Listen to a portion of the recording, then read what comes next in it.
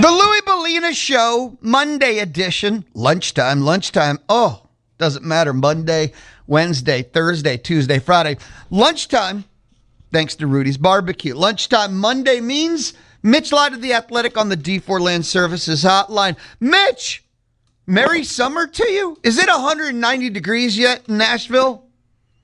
No, it's actually not too bad. It's in the 80s. A little overcast, a little muggy. Went for a run today. It was very sweaty. Not that you need to know that, but it has not turned where it's like 100 degrees every day. That's usually like in late July, early August around here. This weekend, look, it's been hot for a while, but this weekend was true. It's blazing. Lord help me. I don't even want to walk to the car. At least it was for me. It was violent this weekend. It's funny because I was joking, but it's not really a joke because it's true, like how Omaha is always so hot.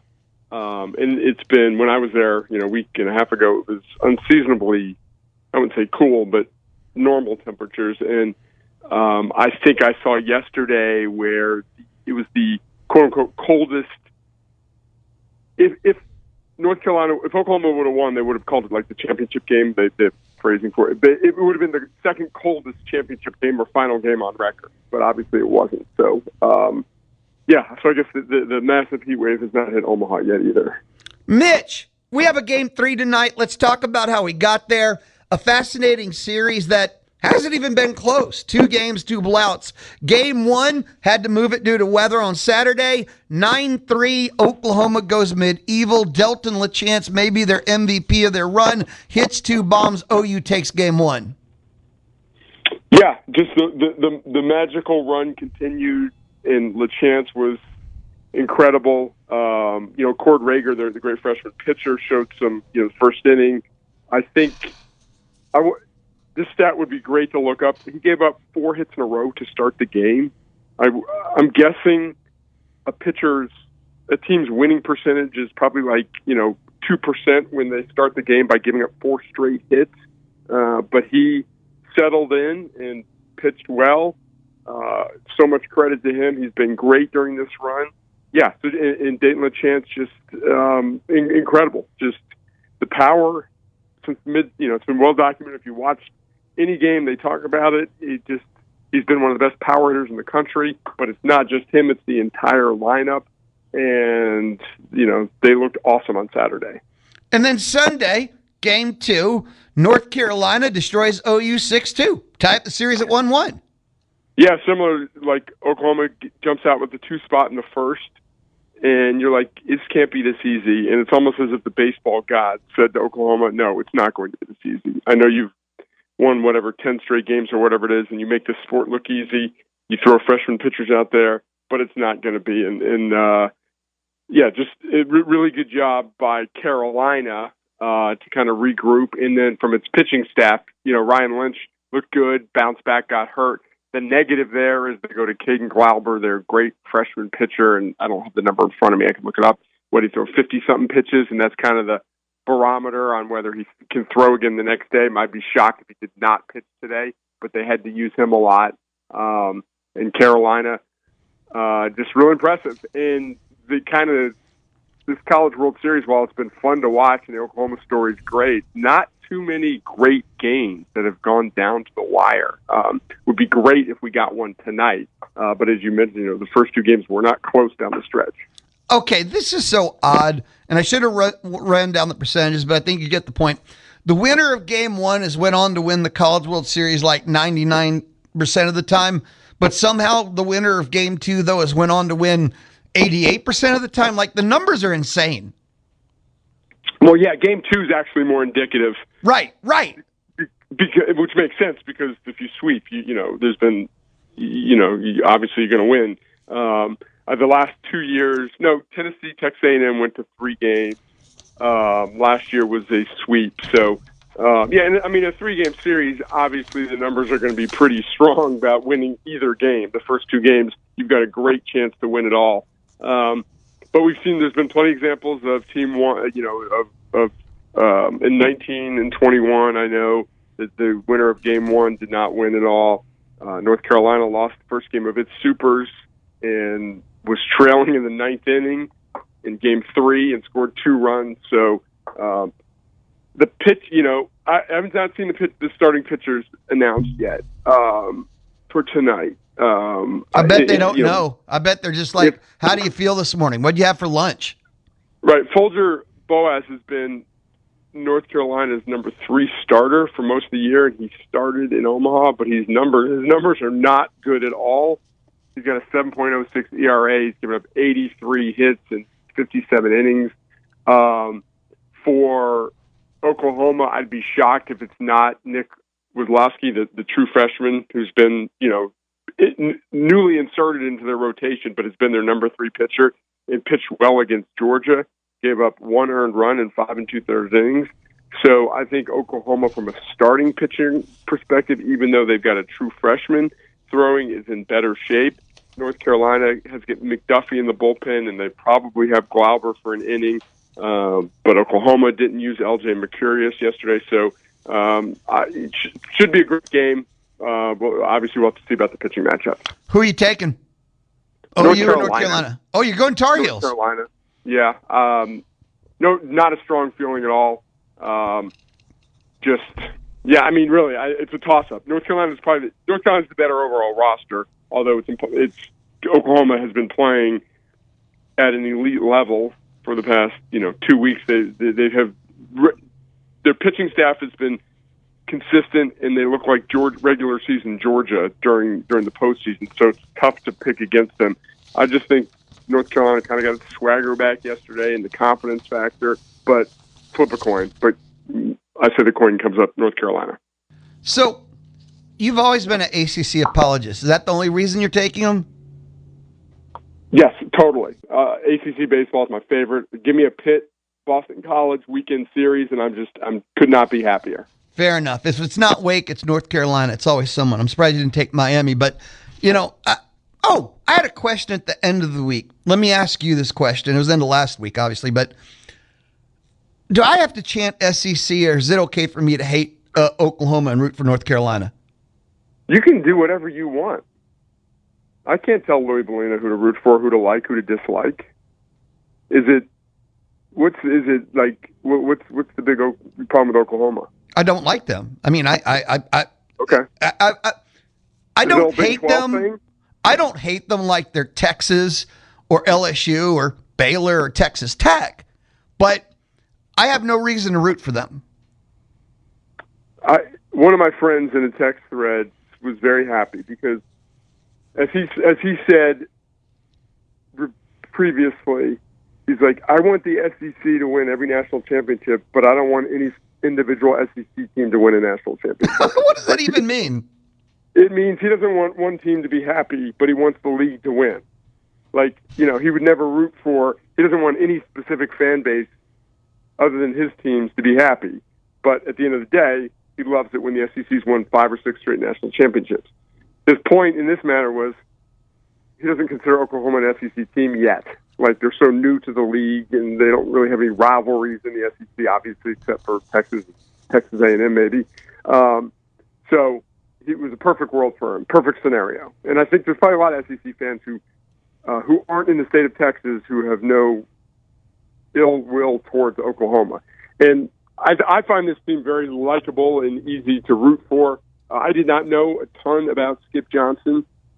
I mean, I knew his background, and knew he was at Texas and head coach, but just being out there in Omaha and hearing him speak, and then the dugout interviews, very likable guy, very laid back, genuine guy. So I find this Oklahoma team easy to root for. I have found so many people that say they still don't think of Texas and OU as SEC. It's only been 2 years? Am I off by a year? Yeah. I mean, I've joked about this. It took me. South Carolina and Arkansas joined the SEC for football my senior year of college, and it took me like 10, 15 years to think of them as SEC teams. And Missouri to me is still weird. Texas A&M not quite as much because I don't know, state of Texas,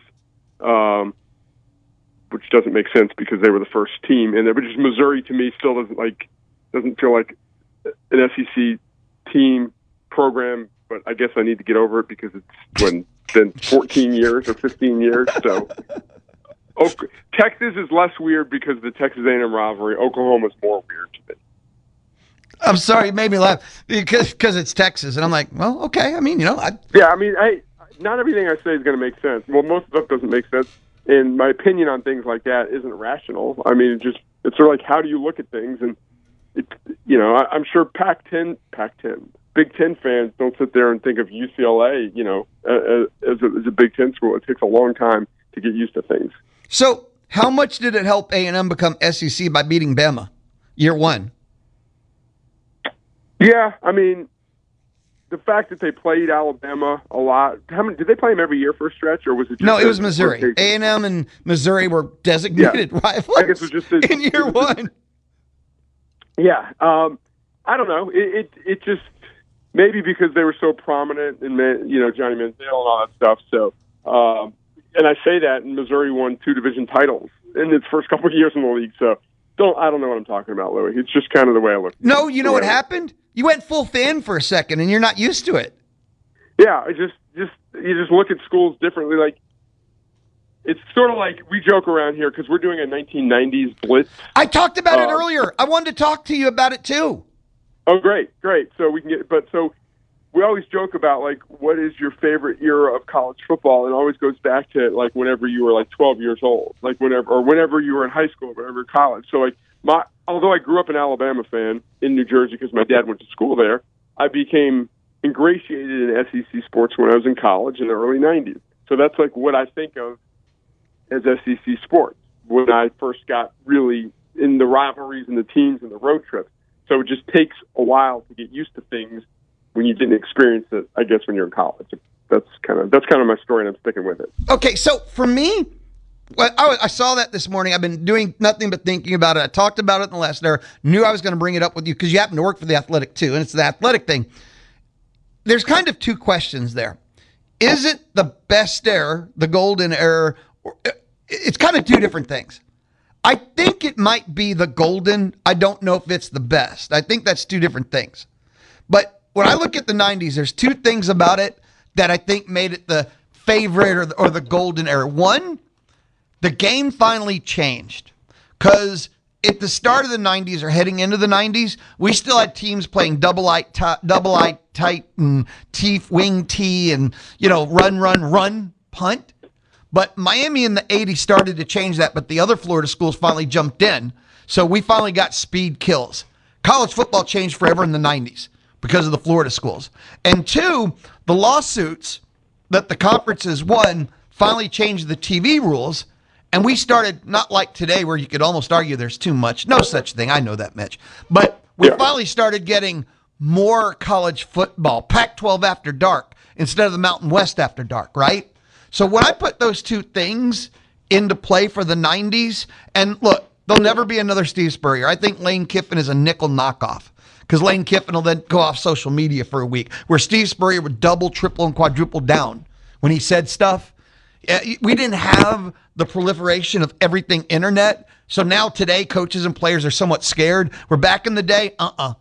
You had the SEC and half the league was on probation. Like, it was the golden era. I just don't know about best. Best is a term you have to define the word first. Yeah, I mean, I think your point about the game changing is valid. Offenses, people starting to throw the ball. Which then changed defenses, too. Yeah, Joe Tiller in the Big Ten later in the decade, bringing his Wyoming offense, made the game more exciting. So, yeah, definitely there. Clearly being on more TV sets, just the variety of games you could watch. Non-conference schedules were better. Yes. One thing that you should do if you're a fan, just some of in the 70s and 80s, go look at the stats of some of the quarterbacks who finished in the top 10 of the Heisman. It's just comical. Threw for 1,400 yards, had 10 touchdowns and 12 interceptions, and the guy was a top 10 Heisman finalist. It just the game has changed obviously now so much, but back in the 60s and 70s it's so run oriented. But yeah, it's and the coaching rivalries. Joe Rexrode wrote about that. If you saw it today, it was the 90 things we miss about the 90s. It's just the Bowden Spurrier rivalry. Free great. Shoe University for life. Yeah, just an absolute great line there. And yeah, those games were appointment viewing. The Florida State Miami game, the early '90s, no dog in the hunt. Just loved watching them. So yeah, so we got all week, all next week too. It's going to be basketball too. On Wednesday, Joe will have a top 25 coaches of the decade. We've got top 25 players of the '90s and other stuff. So we will be rolling that out every day this week and next week as well. Now, did you answer yes? I guess you did. You said the travel and everything, and that's your period too. So I guess you answered yes. Yeah, I mean, I would say yes. It's my favorite decade, but it's probably it's because it's when I really started to live college football. Like growing up in New Jersey in the '80s, I was into college football more than most of my friends because my dad went to Alabama. But really, the game of the week, I remember watching a lot of Alabama-Penn State games. You really couldn't watch a ton. I followed it, but I didn't live college football until I came down and lived in the South. I would say the '90s are my favorite decade of college football. This decade, we're halfway through, right? 26. There's no way this decade is going to be anyone's. The introduction of the NIL, free agency, the rules are changing every year.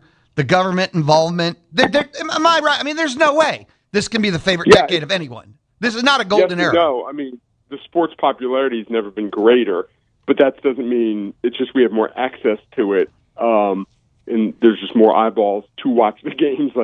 But no one's going to look back at this period fondly as as I always say, the sport is a blank show, 320 days a year, but on those fall Saturdays or Sundays or Thursdays, Fridays, it's still great.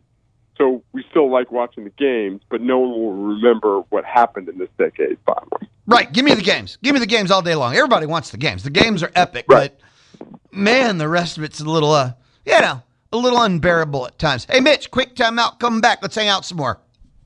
Sounds good. Mitch Light of the Athletic, hanging out with us. It's a Monday thing. In the fall, college football, the national scene. In the spring, college baseball, the national scene.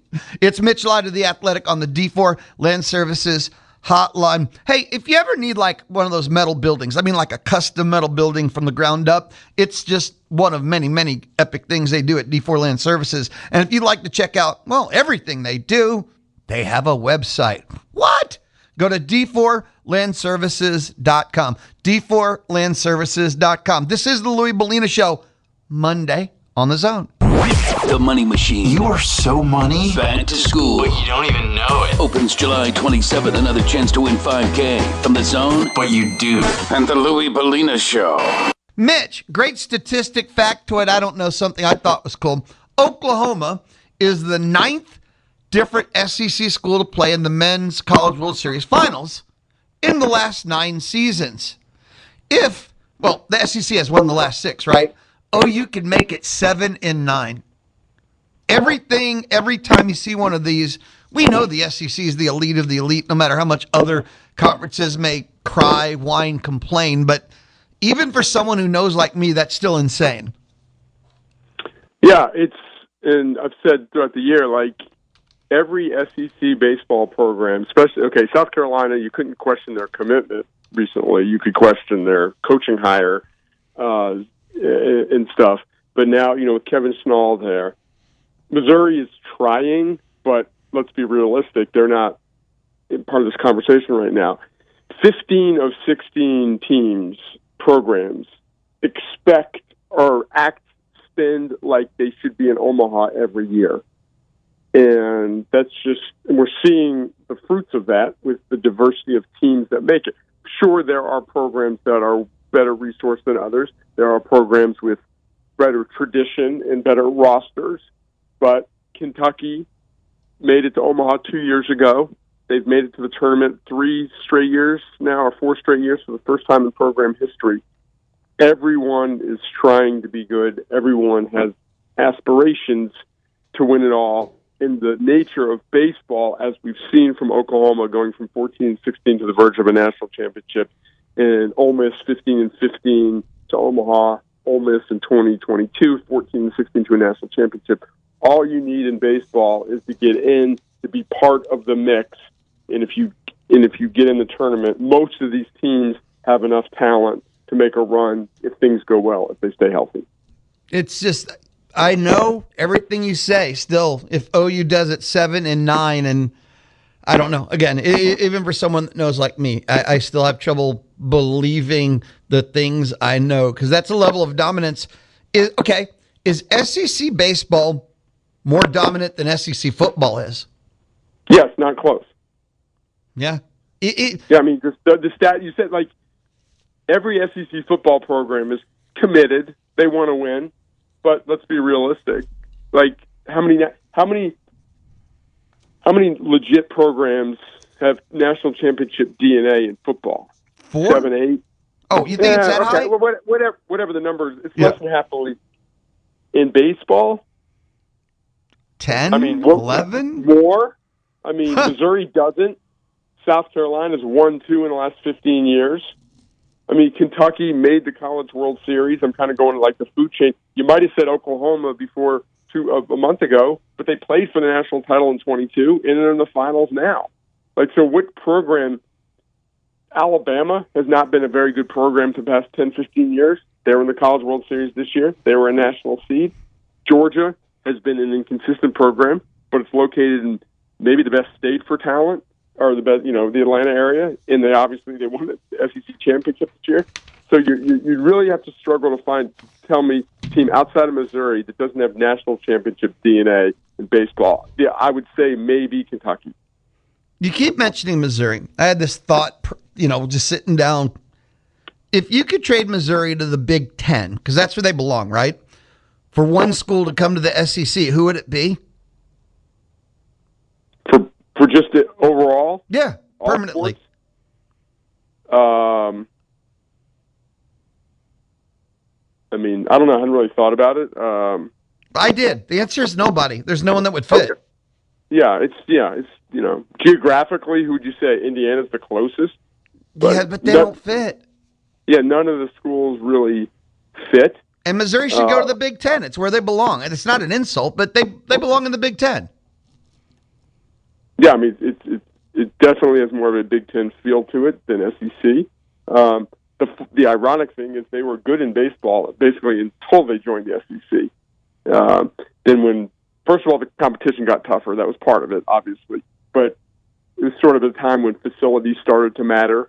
More teams were putting more resources into the sport, and they fell behind quickly. Now, they haven't been awful they've had some years where they were flirting with 500 in the SEC, but they just picked a bad time to fall behind, and they didn't really address it. They're trying to address it now. The disheartening thing was, like, their record wasn't good this year, 6-24, but they were a better team, a more competitive team.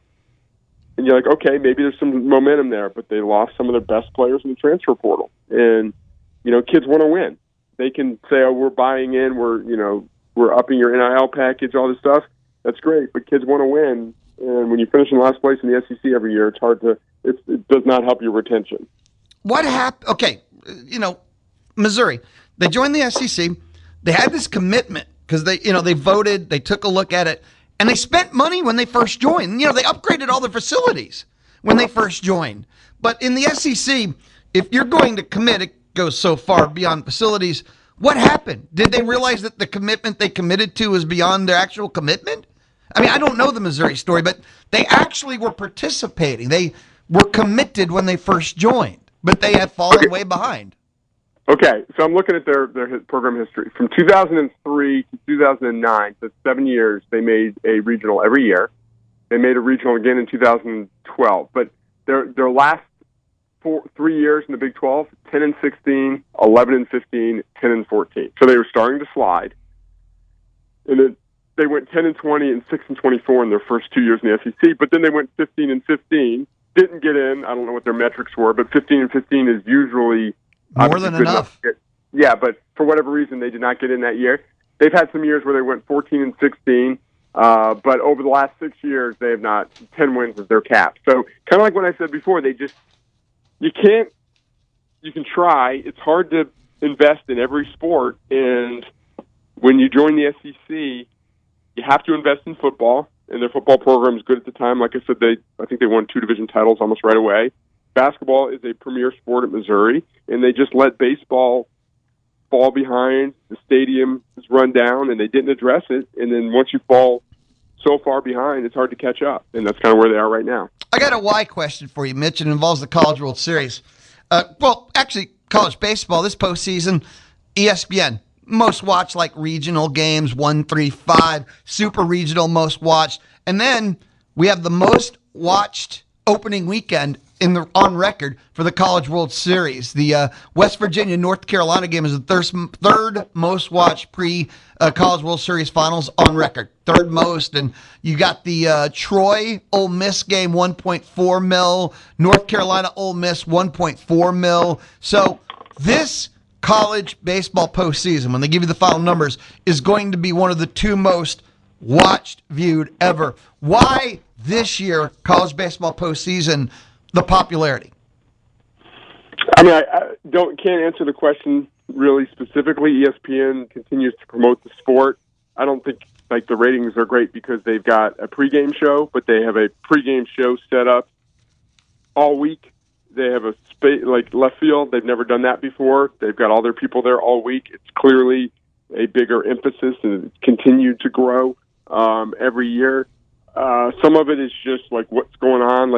I thought the ratings might be hurt because it's coincided with the World Cup. But it's interesting. Texas is obviously a massive brand that helps. But other than that, there's no LSU. Georgia's not a huge baseball brand by any stretch. North Carolina's not a huge. They're a national brand, but it's not like they have an enormous fan base. They share a state with NC State, and there's 4 ACC schools in that state. So I think it's a great sign that if this is the most watched, in it's not LSU. It's not some of the programs that you would expect. Again, Texas is a massive brand. It's just bottom line. It's great for the sport that the ratings are this good. Oh, it's phenomenal. And then there's so many people that are crying for more of it to be on actual ESPN or even 2 and get improved. I believe there's a cap. I just don't know what it is because the general average sports fan will not watch aluminum bat baseball. Yeah, I mean, I don't know. This is a whole other topic we can talk another time. Also, college baseball games are now 3.5 to 4 hours long. Well, the pitch clock has done a great job addressing that, but they've been too long in the College World Series. Although I was there the first weekend, they made an announcement in the press box that it was the first time ever that the first 3 games at the CWS were under 3 hours. For whatever reason, these last few games have been really long, a lot of pitching changes, all that stuff. Yeah, I mean, there's some people that are just never going to watch college baseball, but I think what you are doing is you are bringing more college fans into the orbit. College baseball is huge at some of these schools, but it's not huge at other schools. But so Georgia's one of those schools.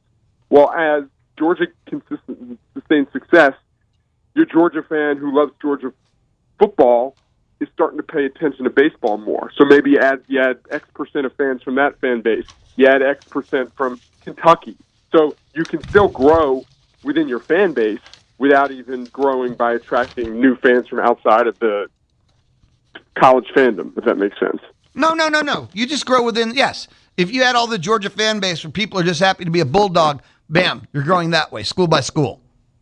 Yeah. I mean, just attendance is great at baseball games, and you can't really compare apples to apples because there's so many more baseball games than basketball and football. But, there's more teams. For most schools, there's more people that will go watch a bad basketball team play a Wednesday night SEC game than a Friday night baseball game. That's slowly changing. Auburn's another great example. They've sustained success. They've added to their ballpark. They've got more fans. So Auburn fans are more invested in baseball. So maybe now there are more Auburn fans that are watching the College World Series. Mitch, thank you always. We'll hook up one more time. Next Monday, we'll have a College World Series champion, and I'm going to ask you my first college football questions of the offseason. And I will answer them. Not well, but I will answer them. But I don't expect well. We and I have been hanging out forever. I know what I'm getting. Yeah. Okay. Sounds good to me. Be awesome, brother. Thank you always.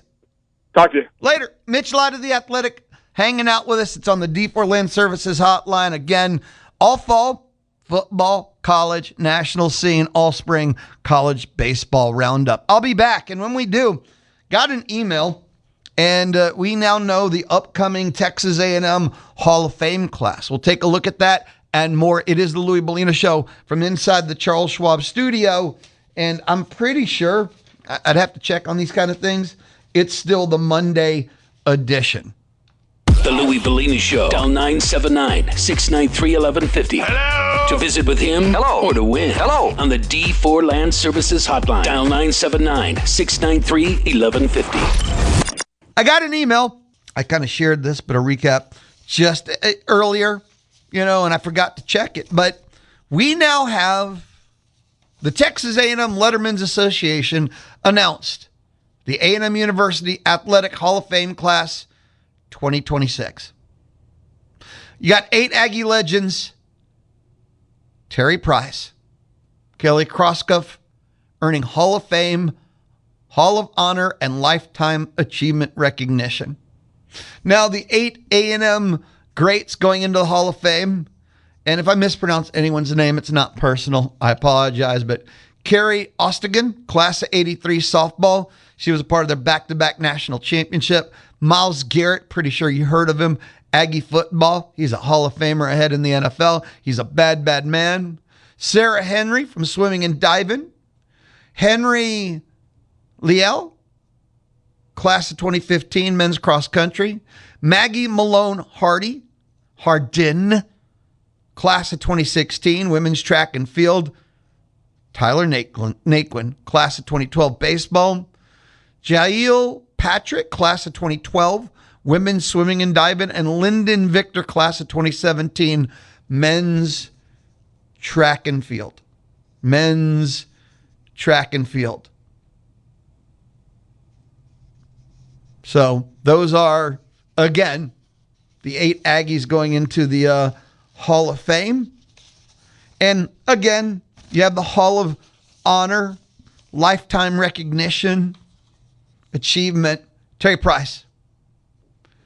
And 4-year defensive letterman, 86, 89, played for Jackie Sherrill, R.C. Slocum, played for a pair of conference championships, earned all Southwest Conferences senior, honorable mention All-American, played in the NFL, Bears, Dolphins, moved into coaching, Aggieland 92, 93.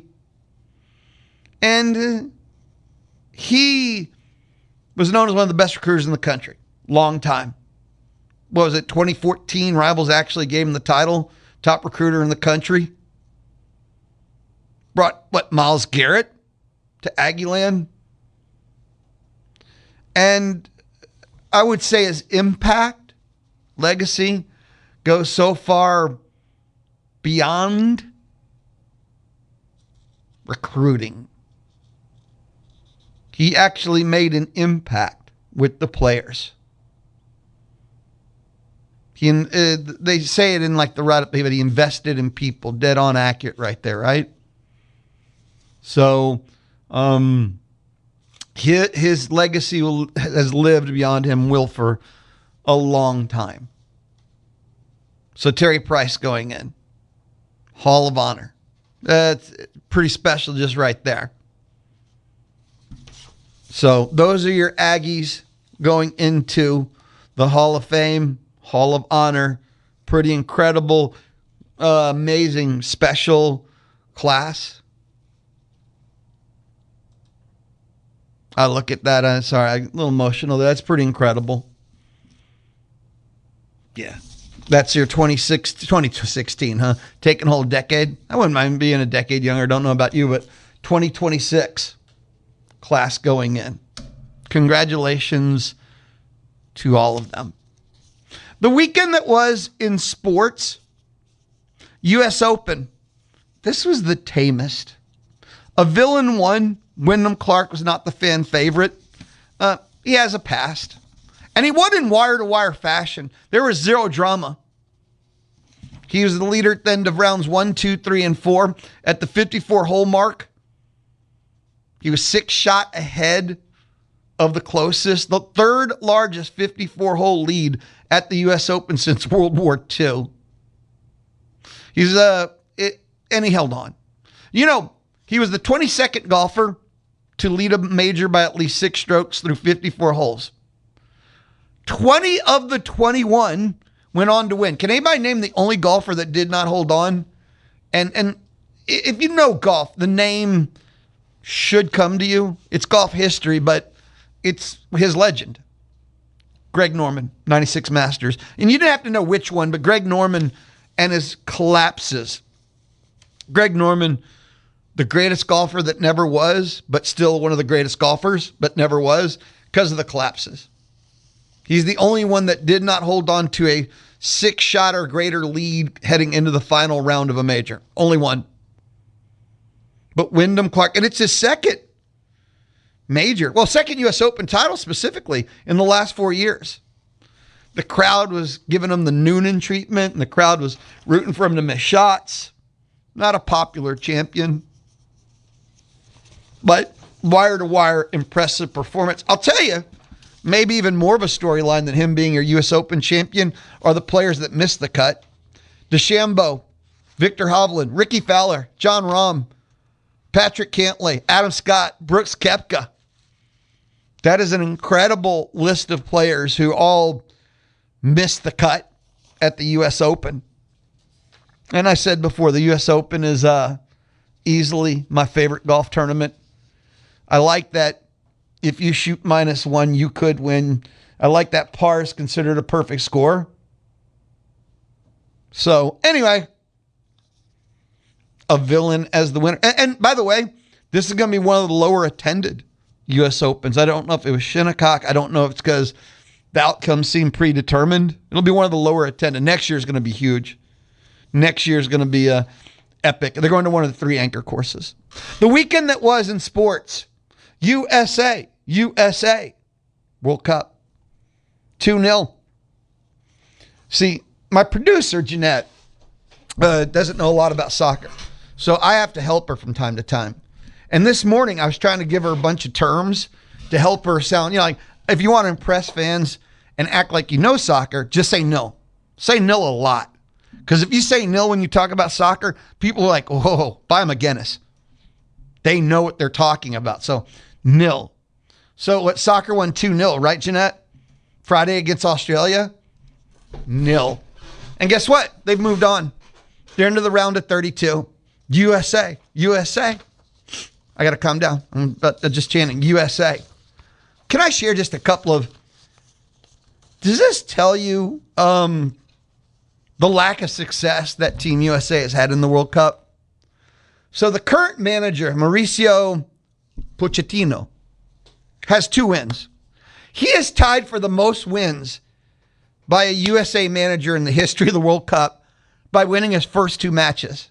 Bruce Arena had 2. Robert Millar had 2. He's tied for the most wins of a World Cup USA manager. He's tied for the most wins because he's won 2 in the first 2.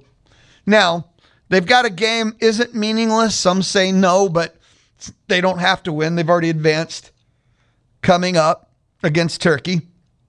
And then, of course, they're on to the tournament, the round of 32, the knockout stage. He needs 1 win and he'll become the winningest with 3. The USA path, round of 30, and this is the thing. I mean, it's in the United States, but they play in San Francisco, round of 32. Play in Seattle. They make it to the round of 16. Los Angeles, quarterfinals. Dallas would be the semis. And then the finals are in New York, New Jersey. You want to talk about home cooking? Whoa! Sorry, I shouldn't get so excited, but holy cow. I got to share a World Cup story with you. The BBC, which is the British Broadcasting Company, home of Doctor Who, was the home of Doctor Who. They destroyed Doctor Who. What a crime. Anyway, and the Graham Norton show too. But the BBC was hosting a World Cup studio show last week after the match in Houston Stadium. I'm pretty sure they're talking about the Saturday Netherlands match, which Ryan Starr, who hosts Chip Howard Sports Talk Fridays, was there. He was texting me. It was nuts when Netherlands won 5-1. See, I couldn't use nil there. So now I don't know. I know sound like what I'm talking about. But anyway, the BBC was hosting a World Cup studio show after the match at Houston Stadium. Listen, this is so beautiful. The show, BBC show, had an AI-generated image of Houston skyline in the background. Now, I don't know why they didn't use the real one. And the AI image generated of the Houston skyline was completely accurate except for one mistake. Jeanette, you've been to Houston before?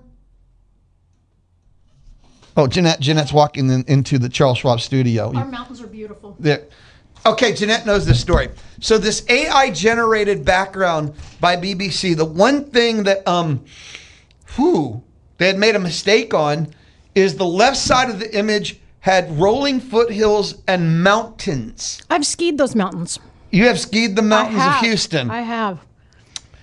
And then social media took this and does what social media does. The Houston mountains are actually gorgeous this time of year. And here's the one. I'm just going to fast forward to this. The Houston Rockets. Did you see that? No. The Houston Rockets put out a tweet. Yeah. I mean, come on. Quote, just another beautiful day in the Houston Alps. Taking a walk on the west side of Houston today. The BBC was right. Truly God's country. Heck yeah. I mean, That's come awesome. on. That is I know. outstanding. Yeah. The Houston Alps. They were willing us to have mountains there. I don't know, like being with BBC, maybe they don't know the Houston skyline, but you know, we have like Google Maps and stuff like that. Or is that an artistic choice? Going, Houston skyline's not bad, but wait a minute. No, how much better would it be with foothills and mountains? No, those are interns getting fired. Really? Yeah, just send them back home. Make them watch Old Benny Hill on a loop for 3 days. Sign me up. Okay, thank you, Jeanette. But yes, I'm serious. That is maybe my top storyline from this past weekend of the World Cup. The mountains of Houston on the BBC AI-generated Houston skyline. And USA winning 2. No. Say no. Always say no. You say 0, you expose yourself. When we come back, lunchtime on the Louis Bellina Show. Done. Lunchtime is thanks to Rudy's Barbecue, the home of the green chili stew. The Houston Astros play in the zone. Thanks to Kelly Bird Dozer. You know, we were just, having fun with the World Cup, the Alps of Houston, the mountains. This was awesome. This was shared with me, and I have shared with others. But World Cup country college football team equivalents. It was so well done. They said the Texas Longhorns are England, always burdened with massive media hype, but historically tend to underachieve when it matters most. Damn. Brazil was USC. Iconic history, elite uniforms, an unmatching swagger, but hasn't won the big one in over 20 years. I mean, they're taking shots here. Do you know what they call Texas Tech? Saudi Arabia. What is Texas A&M? What is the World Cup country college football team? You know what they called Texas A&M? USA. Peak historic success dates back to the pre-World War I, basically time, unlimited money, talent, and resources, yet struggles to put it all together. So the USA college football equivalent was Texas A&M. The flagship station for Aggie Athletics is The Zone. Whenever the Aggies are playing, you can hear them right here at 1150 and 93.7. Thanks to our Aggie broadcast sponsors who make it happen. Amarillo National Bank, locally owned, family strong, and here to stay. Schulte Roofing, home of the bulletproof roof guarantee. And Rudy's Barbecue, real Texas barbecue. Listen to the games on The Zone 1150 and 93.7 FM.